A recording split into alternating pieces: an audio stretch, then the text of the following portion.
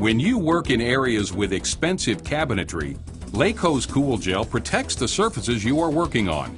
It prevents you from having to replace any damaged surfaces, saving you time and money. Cool Gel helps protect all surfaces.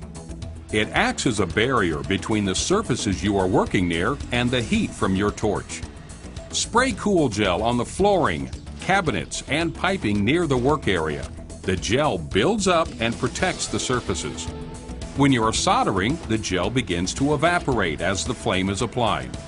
When finished, wipe away the gel that you can reach.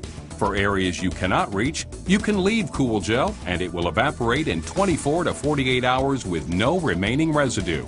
For more information about Cool Gel, visit our website at laco.com.